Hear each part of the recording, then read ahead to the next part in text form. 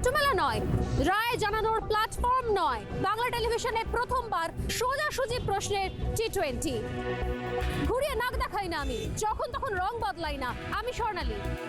প্রশ্ন করব সোজাসুজি।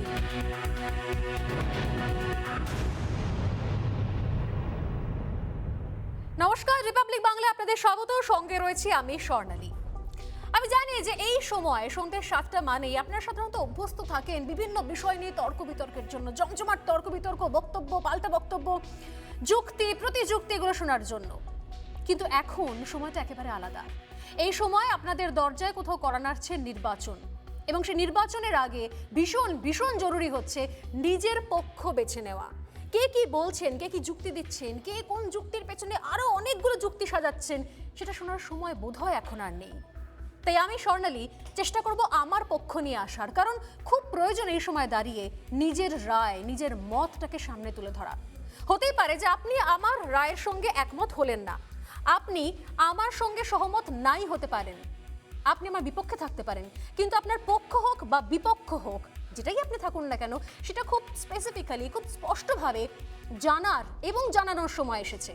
তাই সোজাসুজি প্রশ্ন, সোজাসুজি মত, কোনো রং বদল নয়, কোনো দলের পক্ষে নয়, কোনো দলের কোনো রং, কোনো ঝান্ডা না নিয়ে শুধুমাত্র নিরপেক্ষভাবে যে প্রশ্নগুলো তুলে ধরা দরকার এবং একই সঙ্গে নিজের মতটাকে সামনে রাখা দরকার, সেই নিয়েই আমার এই 7টার প্রোগ্রাম সোজাসুজি স্বর্ণালী।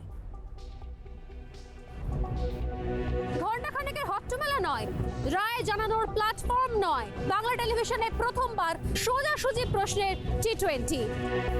ঘুরিয়ে নাক দেখাই না আমি, যখন তখন রং বদলাই না আমি স্বর্ণালী। প্রশ্ন করব সোজাসুজি।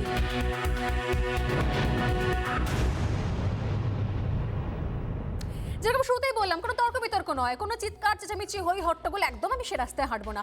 আপনার মতটা জানা দরকার এবং একই সঙ্গে আমার মত জানানো দরকার। আমার সঙ্গে যারা সহমত থাকবেন বা যারা আমার বিপক্ষে থাকবেন, পক্ষে থাকবেন, তাদের মতামত তুলে ধরার কাজ আমার। আপনি বেছে নেবেন যে আপনি কোনটার সঙ্গে সহমত আর কোনটার সঙ্গে নয়। 3টে বিষয় মূলত এই সোজাসুজি স্বর্ণালীতে আমি রাখবো। একটু দেখে নেওয়া যাক। প্রথম প্রশ্ন রাখছি আপনাদের কাছে, স্ট্র্যান্ড রোড অগ্নিকাণ্ডের মৃত্যুর পেছনে রেলের গাফিলতি আছে কি?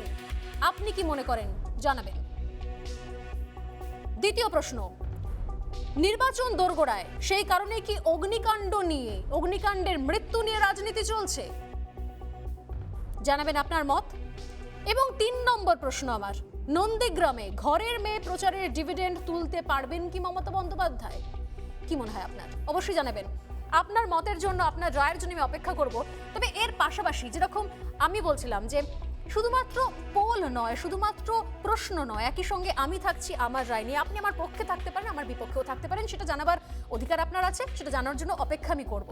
তবে প্রথম যে প্রশ্নটা আমি তুললাম যে স্ট্র্যান্ড রোড অগ্নিকাণ্ডে মৃত্যুর পেছনে রেলের গাফিলতি আছে না নেই, আমার নিজস্ব একটা রায় আছে। নিঃসন্দেহে বারবার শহরে অগ্নিকাণ্ডের ঘটনা ঘটছে, কিন্তু অগ্নি নির্বাপন বন্দোবস্ত নিয়ে, ব্যবস্থা নিয়ে একটা বড়সড় গাফিলতি রয়েছে। সেই বড়সড় গাফিলতির মাসুল খেসারত গুনতে হয়েছে পুলিশ কর্মী এবং দমকল কর্মীদের। কেন আমি বলছি? আমার যুক্তির সপক্ষে আমাদের প্রতিবেদন।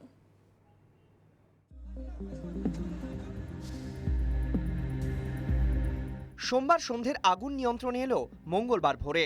ততক্ষণে তরতাজা কয়েকটা প্রাণ লেলিহান শিখার গ্রাসে চলে গেছে।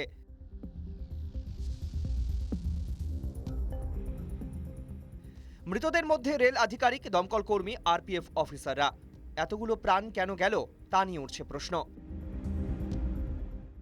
অন্তর্তদন্তে নেমেছে রিপাবলিক বাংলা। আমাদের তদন্তে উঠে এসেছে চূড়ান্ত গাফিলতির ছবি। মেয়াদ উত্তীর্ণ অগ্নি নির্বাপনের ব্যবস্থা নিয়ে মুখ খুলেছেন খোদ রেলের কর্মীরা। নির্বাপন ব্যবস্থা ছিলই,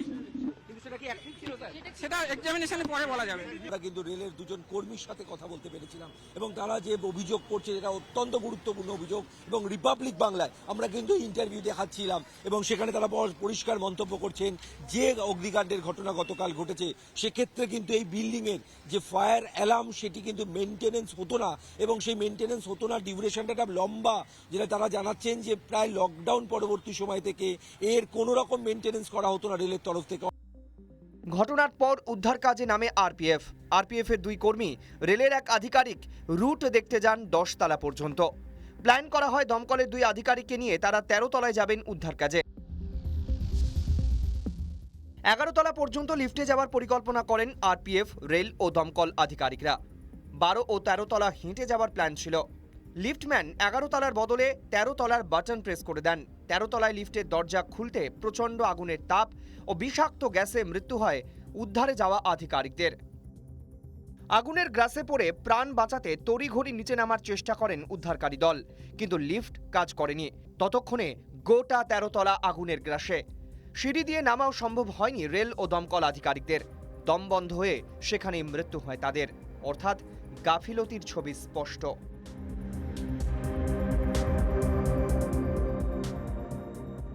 বিল্ডিংয়ে আগুন লাগার পর লিফট কিভাবে চালু থাকে? রেল ভবনে বিদ্যুৎ কখন বিচ্ছিন্ন করা হয়? বৈদ্যুতিক সংযোগের লিফট ব্যবহারের মতো হঠকারী সিদ্ধান্ত কেন নিলেন দমকল কর্মীরা? কঠিন পরিস্থিতি মোকাবেলা করার মতো প্রয়োজনীয় প্রশিক্ষণ কি ছিল দমকল কর্মীদের? কেন পরিস্থিতি সম্পর্কে ওয়াকিবহুল করা হয়নি উদ্ধারকারী দলকে? কে বা কাদের নির্দেশে লিফট ব্যবহার করেছিলেন দমকল কর্মীরা? পুরো ঘটনার তদন্ত শুরু করেছে রেল। হেয়ার স্ট্রিট থানার এক এসআইয়ের মৃত্যু হয়েছে। থানাও স্বতঃস্ফূর্তভাবে মামলা রুজু করে তদন্ত শুরু করেছে, কিন্তু গাফিলতি ঢাকা কি সম্ভব? কোথাও গিয়ে রেলের যে গাফিলতির প্রশ্ন উঠছিল সেটা কিন্তু একেবারে পরিষ্কার, এবং আমাদের তদন্তের ক্ষেত্রে আমরা দুজন রেলের আধিকারিকের সম্মুখীন হয়েছিলাম। তারা সরাসরি অভিযোগ জানিয়েছিলেন যে এই ঘটনার ক্ষেত্রে রেলে দীর্ঘদিন ধরে তারা কিন্তু ফায়ার অ্যালার্মে কোনো রকম রক্ষণাবেক্ষণ করেন না, এবং যার কারণে গতকাল যে ঘটনা ঘটেছে তাতে কিন্তু অবশ্যই দায় এড়াতে পারে না একদিকে রেল কর্তৃপক্ষ, অন্যদিকে যে ফায়ার অ্যালার্মের যারা রক্ষণাবেক্ষণের দায়িত্ব ছিল সেই সমস্ত আধিকারিকরা। ক্যামেরায় পুরসুন বসুর সাথে অভিষেক সেনগুপ্ত, রিপাবলিক বাংলা, কলকাতা। এবং যে জায়গা থেকে আমি আমার প্রশ্ন রেখেছিলাম তার উত্তরের অপেক্ষায় থাকবো, তবে তার আগে যেটা আমি বলেছিলাম যে নিঃসন্দেহে গাফিলতির জায়গা রয়েছে। শুধুমাত্র দোষারোপ পাল্টা দোষারোপ নয়, গাফিলতির জায়গাটাকে আইডেন্টিফাই করা হয় না, এবং সেই কারণে বারবার শহরে এই ধরনের ভয়ঙ্কর দুর্ঘটনা ঘটে। এবং এবারে তার মাসুল গুনতে হলো দমকল কর্মী এবং পুলিশ কর্মীকে। গার্ড অফ অনার তো দেওয়া হয়েছে, কিন্তু প্রকৃত সত্যটাকে যদি, প্রকৃত ঘটনাকে যদি আইডেন্টিফাই করা হতো তাহলে আজকে এই পরিণতি দেখতে হতো না আমাদের কারোরই। আমি এই প্রশ্নে নিয়ে আসবো, তবে তার আগে আমাদের সঙ্গে যারা রয়েছেন কোহিনুর মজুমদার, তৃণমূল নেতা, আপনাকে স্বাগত রিপাবলিক বাংলা, এবং আমার সঙ্গে রয়েছেন রাজনৈতিক বিশ্লেষক ভাস্কর সিংহ রায়, আপনাকেও স্বাগত। আমি দুজনকেই, কোহিনুর এবং ভাস্কর দুজনকেই বলি যে কোনো বিতর্কে যাচ্ছি না আমরা, সামনে নির্বাচন রয়েছে, কোনো তর্ক বিতর্কের জায়গা নেই। নির্দিষ্ট বিষয় নিয়ে আমি আমার মত জানিয়েছি, এবং আপনারা যদি আমার পক্ষে থাকেন আপনাদের সময় থাকছে 2 মিনিট, এবং যদি বিপক্ষে থাকেন তার জন্য সময় একই। কিন্তু হ্যাঁ, নিঃসন্দেহে প্রশ্ন করার জায়গা রয়েছে, আমার প্রশ্ন আমি করব যদি কোনো জায়গাতে আমার মনে হয় প্রশ্ন করা দরকার। আমি প্রথমেই ভাস্কর আপনার কাছে আসছি। যে ঘটনা ঘটেছে গতকাল স্ট্র্যান্ড রোডে, নিঃসন্দেহে সেখানে গাফিলতির জায়গা রয়েছে, একটার পর একটা গাফিলতি সামনে এসছে। আপনি আমার সঙ্গে সহমত না সহমত নয়? যে কোনো দুর্ঘটনাতেই একটা গাফিলতি থাকে, গাফিলতি ছাড়া তো দুর্ঘটনা ঘটতে পারে না। সেটা যান্ত্রিক ত্রুটি যদি গাফিলতি সেটা কিনা তার অডিট হয়নি 1 বছর ধরে জানতে পারছি। ভাস্কর, আমি আগুন লাগার জন্য গাফিলতির কথা বলছি না, যেভাবে প্রাণ গেল, আগুন নির্বাপন করতে গিয়ে যেভাবে এতগুলো প্রাণ চলে গেল, সেক্ষেত্রে গাফিলতি কার? সেক্ষেত্রে গাফিলতি কোন জায়গায়? এখনো অবধি গাফিলতিটাকে আইডেন্টিফাই করা যায়নি, ঠিক কি কারণে গেছে, মারা গেছেন লিফট থেকে, তারা লিফটের মধ্যে শ্বাসরুদ্ধ হয়ে মারা গেছেন না লিফট থেকে বেরিয়ে অগ্নিদগ্ধ হয়ে মারা গেছেন, সেটা যতক্ষণ না ফরেন্সিকের রিপোর্ট আসছে এখানে তো আমরা বলতে সবথেকে পারি বড় না। প্রশ্ন ভাস্কর, ও যেখানে অগ্নি নির্বাপন করতে তারা গিয়েছেন, এখানে তো বেসিক পার্ট কোথাও আমরা জানি, দমকলের একটা প্রাথমিক পার্ট হচ্ছে যে আগুন লাগলে লিফট ব্যবহার করা হবে না, সেক্ষেত্রে তো লিফট ব্যবহার করেছিলেন কেন? না, আগুন লাগলে লিফট ব্যবহার করা হবে না, দেখা যাবে কোন জায়গায় আগুন লেগেছিল। আপনি মনে করুন 13 তলায় আগুন লেগেছিল ভাস্কর। রাইট, 13 তলায় আগুন লাগাটা আজকে যদি দ্রুত পৌঁছতে হয়, এটা আপনি ঠিকই বলেছেন, প্রাথমিক শর্ত হলো যে লিফট ব্যবহার না করা, ইলেকট্রিক জিনিস ব্যবহার না করা, কিন্তু দ্রুতভাবে তাদের কাছে পৌঁছানোর জন্য কোনো সময় ওটা ব্যবহার করা হয়েছিল, এবং সেই ব্যবহারটা যে বিল্ডিং এ আগুন লাগে, সেই বিল্ডিং যত তলাতেই হোক না কেন, যতটুকু আমার ক্ষুদ্র জ্ঞান, সেখানে কোনোভাবে লিফট ব্যবহার করা যায় না, সব সময় সিঁড়ি দিয়ে ওঠানামা করতে হয়। যেহেতু 13 তলা মানে 14 তলা, 13 তাদের কাছে সেই প্রশিক্ষণ ছিল না? না ছিল। দেখুন, দমকল খুব তাড়াতাড়ি পৌঁছেছে, 6:10 আগুন লেগেছে, 10 থেকে 15 মিনিটের মধ্যে দমকল পৌঁছেছে, ল্যাডার তারপরে পৌঁছেছে। ব্যাপারটা বুঝুন, 13 তলা মানে 14 তলা, গ্রাউন্ড ফ্লোরটাকে যদি একতলা মানে গ্রাউন্ড ফ্লোর বলা হয়, প্রতিবার শহরে আগুন লাগার সময় সেখানে এই বিষয়গুলো 14 তলা আসে যে আধুনিক সরঞ্জাম কেন নেই, কেন না, ল্যাডার নেই, সরঞ্জাম আছে, কেন না, ল্যাডার আছে। দেরিতে আপনি পৌঁছেছে। একটা জিনিস, দমকল কর্মী, দমকল ডিপার্টমেন্টে আপনি কি জানেন ক্যাজুয়াল স্টাফ রয়েছে অনেক যারা সেখানে এগুলো প্রশিক্ষণ এটার প্রাপ্ত সঙ্গে নয়, কিন্তু এটা না, প্রশিক্ষিত তো বটেই, যারা ছিলেন প্রশিক্ষিত, যে ধরনের জিনিস ব্যবহার করা হয়েছে টেকনিক্যালি, এবং একজন রেলের কর্মচারীও মারা গেছে, সেগুলোর এক্সপায়ারি ডেট পর্যন্ত চলে গিয়েছে।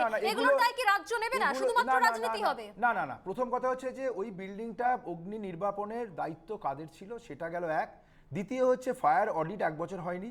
3 নম্বর হচ্ছে একটা দুর্ঘটনা ঘটেছে, ওই আগুনে মারা গেছেন কেউ না, ও আগুন নেভাতে গিয়ে মারা গেছেন।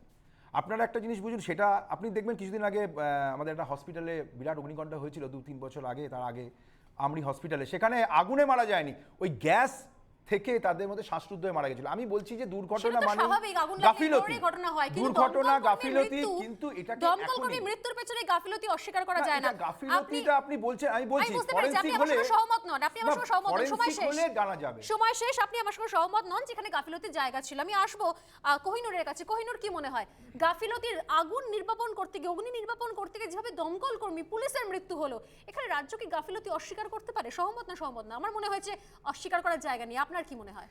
দেখুন, আমি নিজে তো এই টেকনিক্যালি এই জায়গাটায় সাউন্ড নই যে কিভাবে তারা করেন কিভাবে করেন না।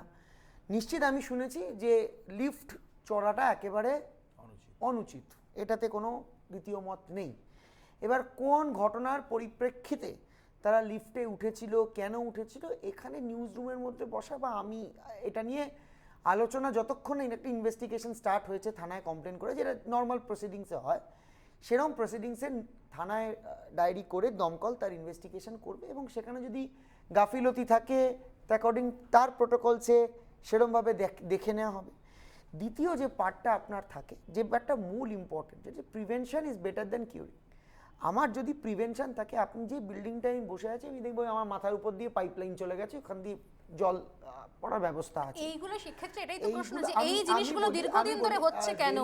এই গাফিলতিগুলো 13 তলার বিল্ডিং, বহু পুরনো বিল্ডিং এটা, এবং রেলের কর্মীদের কাছ থেকে আমরা শুনেছি যে ভারতীয় রেল গত 1 বছর ধরে ওখানে কোনো মেইনটেনেন্স তো ছেড়ে দিন, যে ফায়ার অডিট হয়। আমি জানি তৃণমূলের তরফ থেকে আপনারা এটাকে সামনে রাখছেন যে রেলের গাফিলতি, রাজ্যের তরফ থেকে কোনো গাফিলতি ছিল না।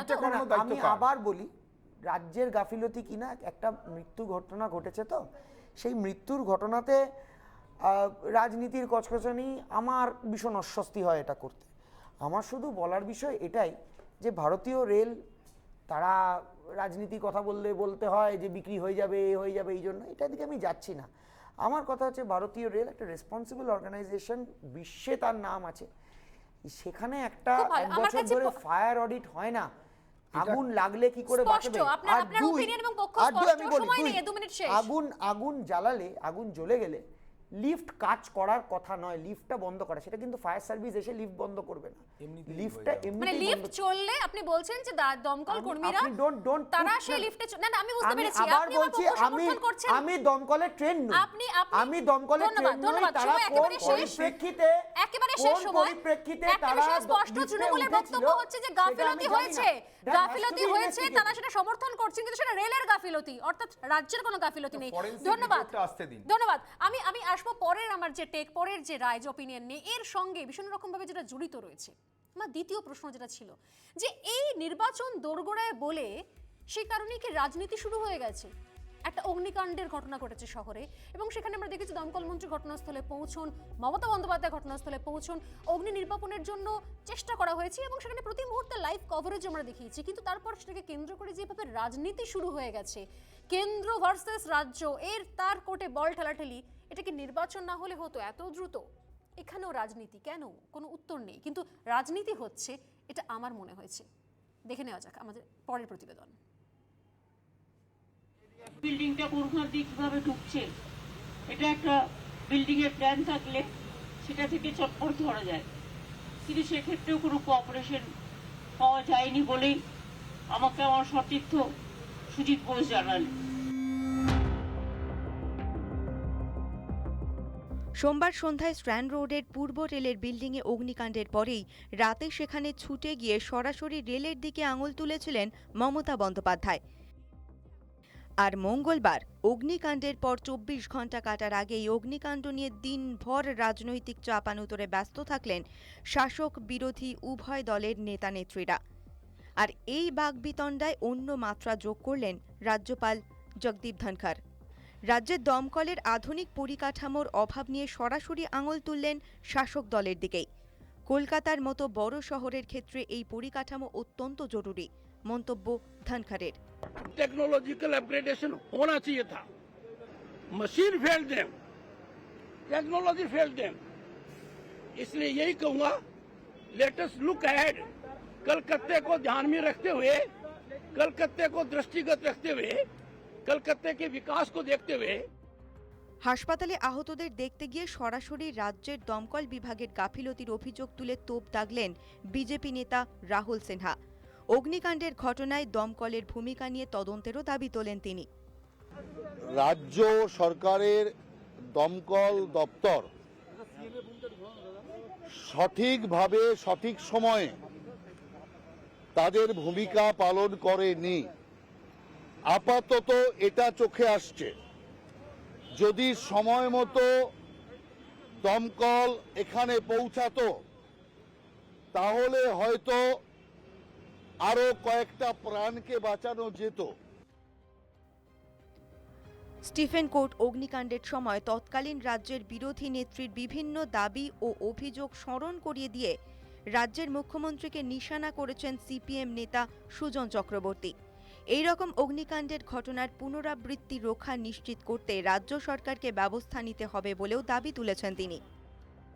স্টিফেন কোর্টের ঘটনার পরে তৎকালীন বিরোধী নেত্রী অনেক কথা বলেছিলেন, আমি সে কথাগুলো আজকে মনে করিয়ে দিতে চাই না। তো এ ধরনের ঘটনা রিপিট না করে, বারবার ঘটছে, কেন ঘটছে, সরকার সেই বিষয়ে সতর্ক হোক।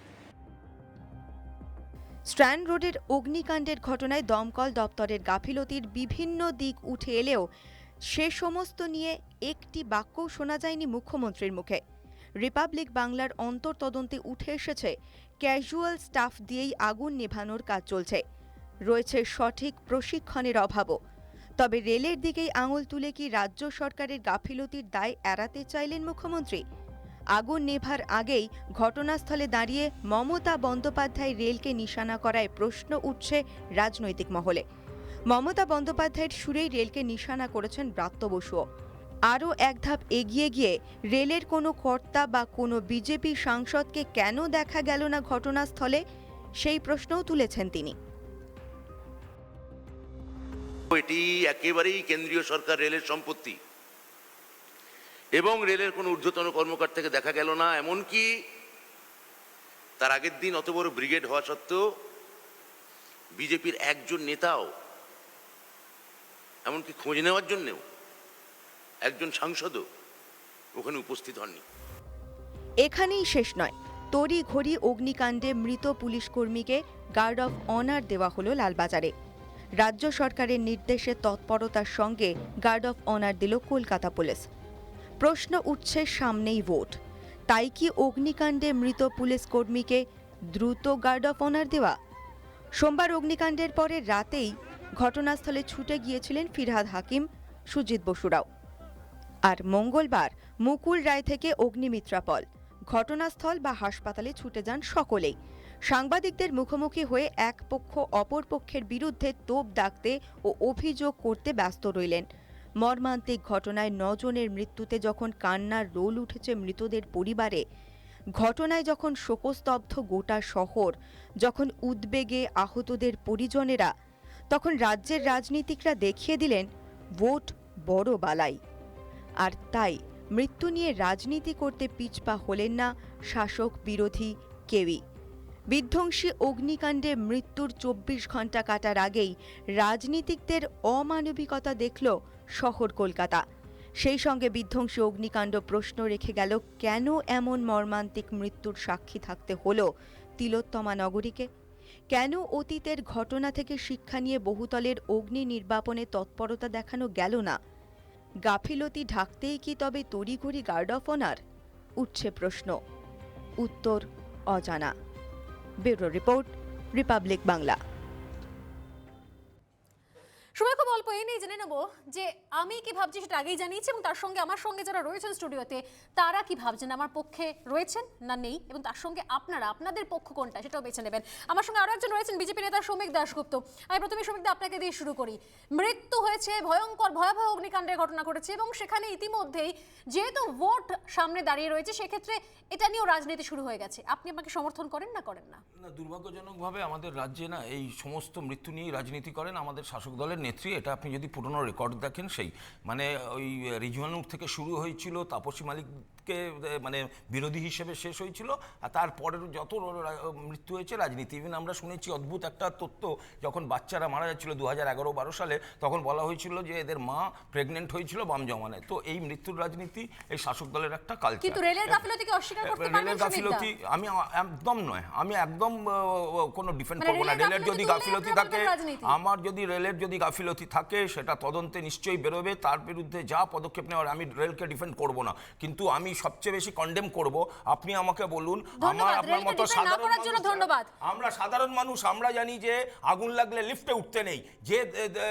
পুলিশ কর্মী বা দমকল কর্মীরা উঠেছেন তারা কেন জানতেন না? তার মানে তারা আমি সংক্ষেপে বাকি অপিনিয়নটা নিয়ে নেব একবার। তাদের সেই ট্রেনিং নেই। ভাস্কর কি এবং বলবেন? আমাদের মুখ্যমন্ত্রী সময় শেষ, ভাস্কর কি বলবেন? সময় বলেছিলেন একটা কথা 7 হচ্ছে দিনের যে ট্রেনিং দিয়ে যারা মারা গেছেন তারা কর্মচারী রেখেছে। প্রত্যেকেই ট্রেনিং প্রাপ্ত ছিলেন, তাদের কাছে প্রাথমিকভাবে উদ্দেশ্য ছিল আগুনটাকে ভাস্কর, আমার নেভানো। প্রশ্ন, এটা নিয়ে রাজনীতি হচ্ছে না হচ্ছে না? না, এটা নিয়ে রাজনীতি যদি মানে করছে, আমি দেখছি যে বিজেপি যে বক্তব্য শুনলাম, এটা কি রাজনৈতিক কোনো হত্যা? এটা একটা দুর্ঘটনায় মারা গেছে, আপনি বলে রাজনৈতিক? না, আমি বললেন যে রাজনীতি হচ্ছে কোথায়? রাত্রি 1:30টার সময় দেখলাম মুখ্যমন্ত্রী দাঁড়িয়ে আছে। ধন্যবাদ। রাজনীতি হচ্ছে না, ল্যাডার পৌঁছায়নি, আপনার দমকল এক লাইনে শুনবো, এক লাইন, তর্ক নয়, কোহিনূর এক লাইনে, রাজনীতি হচ্ছে না হচ্ছে না, কোহিনূর এক লাইনে। এখানে দেখুন, আপনারা যখন একটা কাজ করেন সে কাজটা ঢাকতে আরেকটা মিথ্যে কথা বলতে হয়, একটা অন্যরকম রূপ দেখতে হয়। বিজেপির একটা দিক যে আজকে তো ইনসেনসিটিভনেস, মাননীয় মুখ্যমন্ত্রীকে রাত থেকে ওখানে ঠায় দাঁড়িয়ে আছেন। আরে দাঁড়িয়ে থাকলেই তো সমস্যার সমাধান হবে না। আপনার বলার সময় বলিনি কিন্তু আমি, মাননীয় মুখ্যমন্ত্রী ওখানে দাঁড়িয়ে আছেন রাত্রিবেলা, ওখানে দেখছেন, কাজ দেখছেন এবং সবসময় পাশে আছেন। বিজেপির পক্ষ থেকে কিন্তু কেউ যায়নি। আজকে বিজেপি কি করলো, গিয়ে অর্থাৎ আপনার বক্তব্য রাজনীতি হচ্ছে কিন্তু বিজেপি করছে। আমি আসবো প্রত্যেকের কাছে আমার শেষ প্রশ্ন নিয়ে, তবে তার আগে সময় একটা বিরতির পর ফিরে আসছে আমার লাস্ট প্রশ্ন নিয়ে, সঙ্গে থাকুন। ঘণ্টাখানেকের হট্টমেলা নয়, রায় জানানোর প্ল্যাটফর্ম নয়, বাংলা টেলিভিশনে প্রথমবার সোজাসুজি প্রশ্নের T20। ঘুরিয়ে নাক দেখাই না আমি, যখন তখন রং বদলাই না আমি, স্বর্ণালী। প্রশ্ন করব সোজাসুজি।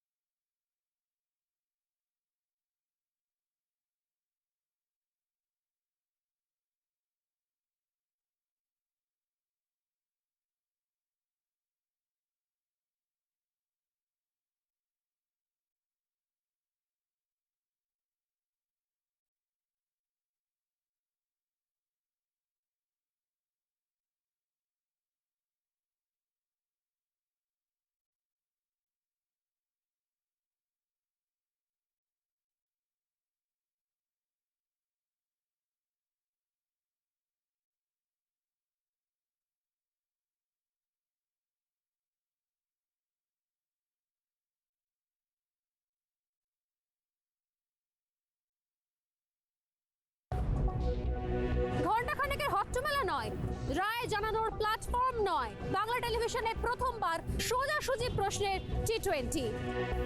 ঘুরিয়ে নাক দেখাই না আমি, যখন তখন রং বদলাই না আমি স্বর্ণালী। প্রশ্ন করব সোজাসুজি।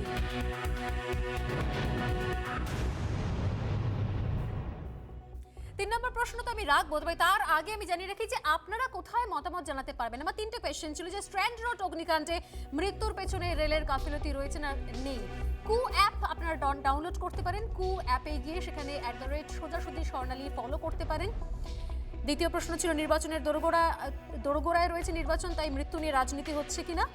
এবং তৃতীয় প্রশ্ন ছিল নন্দীগ্রামে ঘরের মেয়ে প্রচারে ডিভিডেন্ড তুলতে পারবেন কিনা মমতা বন্দ্যোপাধ্যায়। কু অ্যাপে গিয়ে সোজাসুজি স্বর্ণালী ফলো করুন এবং আপনার যেটা মত সেটা জানান, ভোট দিন kuapp.com এ।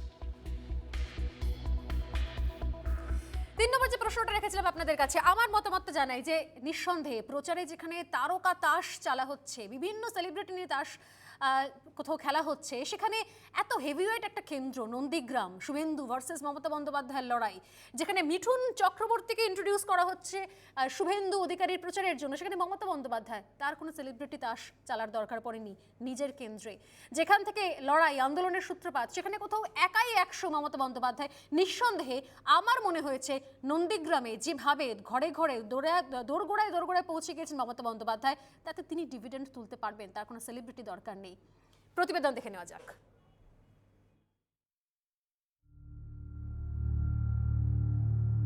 আমি নন্দীগ্রামের ঘরের মেয়ে। নন্দীগ্রামে প্রার্থী হওয়ার কথা ঘোষণা করার সময় তেখালির জনসভায় বলেছিলেন তৃণমূল নেত্রী মমতা বন্দ্যোপাধ্যায়। কটাক্ষ করেছিলেন শুভেন্দু অধিকারী, বলেছিলেন নন্দীগ্রামে ভূমিপুত্র আমি, তাই নন্দীগ্রাম এখন ঘরের মেয়ে বনাম ভূমিপুত্রের লড়াই। মঙ্গলবার সেই লড়াইয়ের পারদ চড়িয়ে দিলেন তৃণমূল নেত্রী। সকাল থেকেই সভা ময়দানে অধীর আগ্রহে অপেক্ষা করছিলেন কর্মী সমর্থকেরা। ময়দানের অদূরে মমতার চপার নামতেই উচ্ছ্বাস ধরা পড়ে কর্মী সমর্থকদের মধ্যে। আগাগোড়া এদিন আক্রমণাত্মক মেজাজে ছিলেন মমতা। নন্দীগ্রামের সঙ্গে যে তৃণমূল নেত্রীর নারীর টান, তাই বোঝাতে চাইলেন তৃণমূল নেত্রী।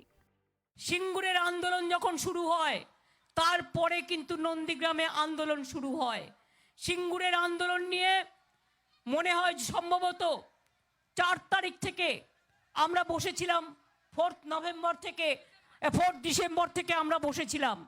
আর নন্দীগ্রামের মিছিল হয়েছিল, হাঙ্গামা হয়েছিল 7 জানুয়ারি, তারপরে 14ই মার্চ, তারপরে ডিসেম্বর। প্রত্যেকটা ঘটনা আমরা জানি। সিঙ্গুর না হলে নন্দীগ্রামের এই আন্দোলনের এই তুফান সেদিন আসতো না। মনে রাখবেন, সিঙ্গুর নন্দীগ্রামকে আমি যুক্ত করে দিয়েছিলাম কৃষি আন্দোলন রক্ষায়, ভূমি আন্দোলন রক্ষায়। অন্যদিকে নন্দীগ্রামের ভূমিপুত্র যে তিনি, তা ফের একবার বুঝিয়ে দিলেন শুভেন্দু অধিকারী। উন্নয়নের পক্ষে ভোট দিন, গণতন্ত্রের পক্ষে ভোট দিন, বাক স্বাধীনতার পক্ষে ভোট দিন, সোনার বাংলা গড়ার পক্ষে ভোট দিন। মোদিজি চেয়েছেন বাংলা, ঝাড়গ্রামের মানুষ ইতিমধ্যে এগিয়ে এসেছেন, এবার আরও এগিয়ে আসুন এবং পরিবর্তনের বৃত্তটা সম্পূর্ণ করুন। 21-এর ভোট নিঃসন্দেহে মেগা ফাইটের নাম নন্দীগ্রাম। মমতা শুভেন্দু দুপক্ষের কাছেই নন্দীগ্রাম হল প্রেস্টিজ ফাইট। ইতিমধ্যেই বিজেপির পক্ষ থেকে জানানো হয়েছে আগামী 12ই মার্চ শুভেন্দুর হয়ে প্রচারে নামছেন মিঠুন চক্রবর্তী। রিপাবলিক বাংলার এডিটর ইন চিফ অর্ণব গোস্বামীকে দেওয়া সাক্ষাৎকারে এ বিষয়ে আগেই ইঙ্গিত দিয়েছিলেন মিঠুন চক্রবর্তী। সেই খবরে শিলমোহর পড়ল মঙ্গলবার। রাজনৈতিক মহলের একাংশের ধারণা, নন্দীগ্রামে শুভেন্দুর মতো মুখ থাকা সত্ত্বেও তাঁর সমর্থনে প্রচারে মিঠুন চক্রবর্তীকে যেখানে নামাতে হচ্ছে বিজেপিকে, সেখানে একাই সুপারস্টার ক্যাম্পেইনার খোদ মমতাই। তাই জনপ্রিয়তার নিরিখে বিজেপির কাছে মমতার বিকল্প শুভেন্দু। সেই তত্ত্বে বড়সড় প্রশ্ন উঠছেই। কোনো সন্দেহ নেই যে এই মুহূর্তে এবারে নির্বাচনে কুরুক্ষেত্র যেটা হয়ে রয়েছে, যেখানে সব দিক থেকে যেখানে প্রচারের আলো রয়েছে, তা হলো একমাত্র কেন্দ্র নন্দীগ্রাম। এবং সেই নন্দীগ্রামে যেখানে একদিকে মমতা বন্দ্যোপাধ্যায় প্রার্থী, অন্যদিকে শুভেন্দু অধিকারী। কিন্তু প্রশ্ন যেটা, সেটা হচ্ছে শুভেন্দু অধিকারীর প্রচারে যেখানে আবারও সেই সেলেব তাস চালতে হচ্ছে বিজেপি শিবিরকে, অর্থাৎ মিঠুন চক্রবর্তী যেখানে প্রচারে আসছেন, সেখানে মমতা বন্দ্যোপাধ্যায় কোথাও বলছেন একাই 100। এবং যেখানে মমতা বন্দ্যোপাধ্যায়ের একটাই বক্তব্য যে সব কেন্দ্রে প্রার্থী তিনি, তার কোনো সেলেব আলাদা করে দরকার নেই তার কেন্দ্রে প্রচারের জন্য। আর এখানেই রাজনৈতিক মহল মনে করছে অনেকটাই এগিয়ে গেলেন মমতা বন্দ্যোপাধ্যায়। ক্যামেরা রজনীর সঙ্গে স্বর্ণালী, রিপাবলিক বাংলা। রাজনৈতিক মহলে আমিও মনে করছি অনেকটাই এগিয়ে রয়েছেন মমতা বন্দ্যোপাধ্যায়। প্রথমে আসো ভাস্করদার কাছে, সময় 30 সেকেন্ড।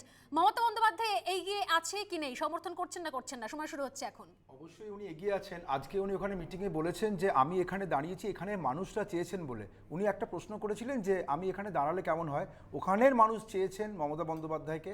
সুতরাং ওখানকার মানুষ যখন চেয়েছেন ঘরের মেয়ে বা রাজ্যের মেয়ে মুখ্যমন্ত্রীকে, সেই জন্যই উনি এগিয়ে আছেন। ওখানকার মানুষের চাহিদার জন্য উনি প্রতিদ্বন্দ্বিতা করছেন। এখানে আর এর থেকে বড় কিছু হতে পারে না। উনি কিন্তু ওখানকার মানুষের দ্বারা অলরেডি মনোনীত হয়ে গেছেন। ধন্যবাদ শ্রমিক দা, সময় শুরু হচ্ছে এখন, 30 সেকেন্ড। প্রথমত রেল দায়ী কিনা সেটা একটা নিরপেক্ষ তদন্ত সংস্থা দিয়ে যদি তদন্ত হয় তবেই আমি মানবো, নয়তো এখানকার তদন্তকে মানবো না। দ্বিতীয়ত উনি নিজেও জানেন যে উনি ডিভিডেন্ড তুলতে পারবেন না, কারণ ওনার বক্তব্যে উনি নন্দীগ্রাম আন্দোলনের সময় কি করেছেন সেগুলো বলেছেন। 10 বছরে কিছুই করেননি, একটা কিছু উল্লেখ করেননি। এক লাইনে কোহিনূর, এক লাইনে। দেখুন, মমতা বন্দ্যোপাধ্যায় 294টা কেন্দ্রে যেখানে দাঁড়াবে সেখানেই মমতা বন্দ্যোপাধ্যায় হেভিওয়েট। ধন্যবাদ। Mamata Bandyopadhyay stature, political stature, এটা সবাই হেভিওয়েট কেন্দ্র, তারকা প্রার্থী, কিন্তু মমতা বন্দ্যোপাধ্যায় একাই 100। আমি অপেক্ষা করব আপনাদের ওপিনিয়নের জন্য, আপনাদের রায়ের জন্য। আর এইভাবেই প্রতিদিন সোজাসুজি প্রশ্ন নিয়ে আমি থাকবো, আমার রায় নিয়ে, স্বর্ণালীর রায় নিয়ে, সোজাসুজি স্বর্ণালীতে ঠিক সন্ধ্যে 7টায়। নমস্কার। ঘণ্টাখানেকের হট্টমেলা নয়, রায় জানানোর প্ল্যাটফর্ম নয়, বাংলা টেলিভিশনে প্রথমবার সোজাসুজি প্রশ্নের T20। ঘুরিয়ে নাক দেখাই না আমি, যখন তখন রং বদলাই না। আমি স্বর্ণালী, প্রশ্ন করব সোজাসুজি।